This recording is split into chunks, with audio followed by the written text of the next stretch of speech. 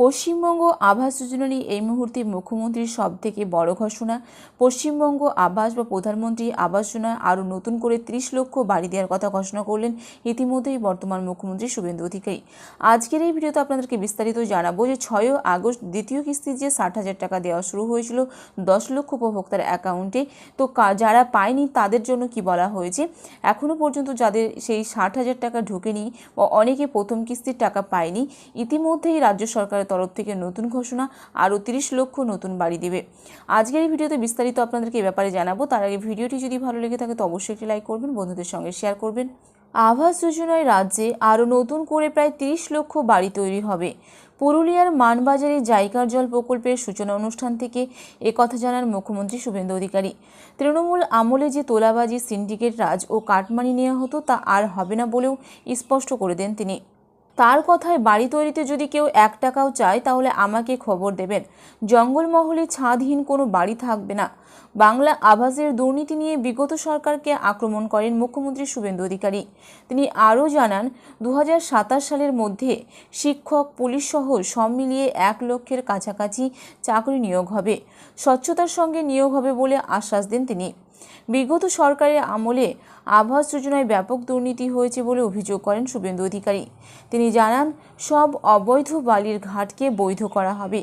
পশ্চিমবঙ্গ আবাস ও প্রধানমন্ত্রী আবাস যোজনার জন্য বাড়ি তৈরিতে 1200 টাকা করে বালি পাবেন উপভোক্তারা। রাজ্যে বিজেপি সরকার গঠনের পর কেটেছে 100 দিন।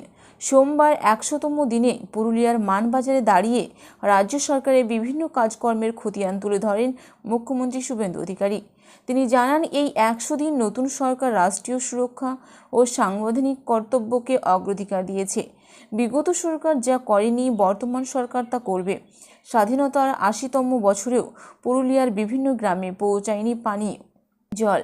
কেন্দ্রীয় সরকার জলজীবন মিশনের জন্য 27,000 কোটি টাকা দিয়েছিল, কিন্তু সেই টাকা নিয়ে দুর্নীতি হয়েছে। কল আছে কিন্তু জল নেই। এবার আর তা হবে না।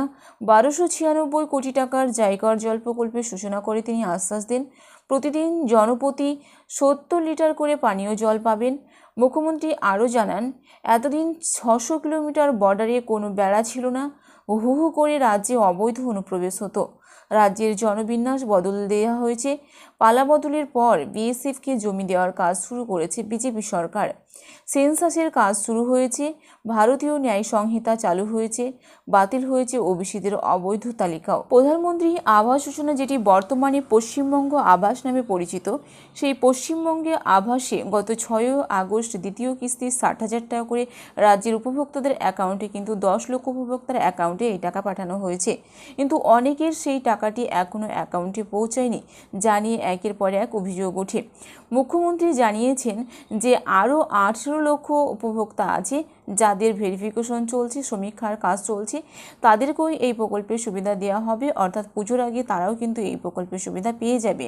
যাদের মাটির বাড়ি রয়েছে এবং যাদের ইটের দেওয়াল রয়েছে, অর্থাৎ ঘরের ওপর টালি বা টিনের কোনো ছাউনি রয়েছে, তারাও এই প্রকল্পের সুবিধা পাবেন। এটি বিজেপি সরকারের জামানায় এরকম নতুন নিয়ম চালু করা হয়েছে। এছাড়াও প্রধানমন্ত্রী আবাস যোজনা বা পশ্চিমবঙ্গ আবাস যোজনা নতুন করে আরও 30 লক্ষ বাড়ি দেওয়া হবে বলে গত সোমবার মুখ্যমন্ত্রী শুভেন্দু অধিকারী জানিয়েছেন।